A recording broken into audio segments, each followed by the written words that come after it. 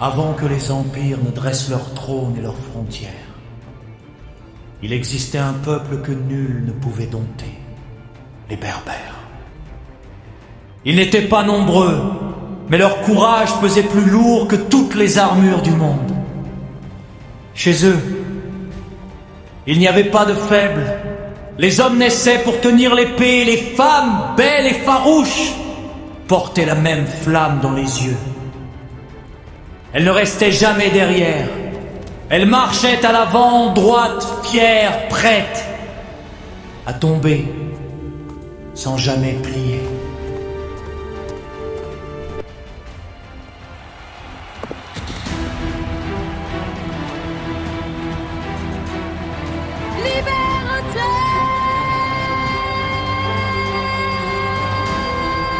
Quand la guerre appelait, ils répondaient comme un seul cœur. Le sol tremblait sous leurs chevaux rapides comme le tonnerre, et leurs montures semblaient comprendre la bataille comme si le sang ancien battait aussi dans leurs veines. Derrière eux avançaient les éléphants de guerre, géants cuirassés de cuir et de métal, dont chaque pas résonnait comme un tambour de fin du monde. Ils ne combattaient pas en rang rigide.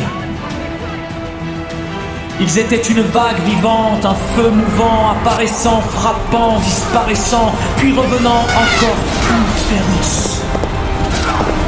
Quand le choc éclatait, le monde semblait retenir son souffle.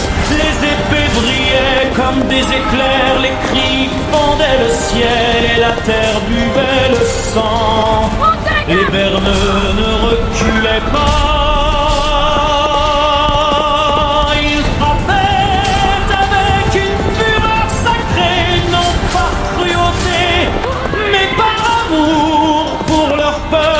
Pour ceux qu'ils protégeaient, les femmes combattaient comme des reines de guerre. Leurs lames traçaient des cercles de lumière.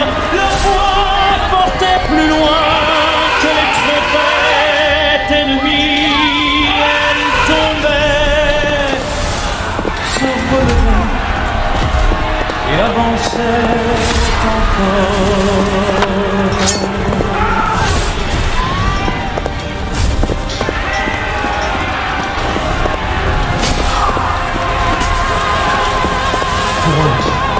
Mourir n'était pas une fin, un passage vers les ancêtres.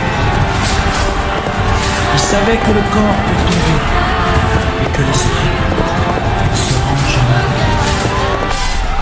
Quand la nuit descendait sur le champ de bataille et que le silence remplaçait les cris, ils se tenaient encore debout, couverts de poussière et de gloire.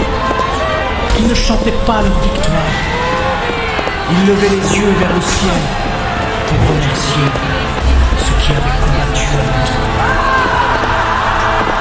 Les empires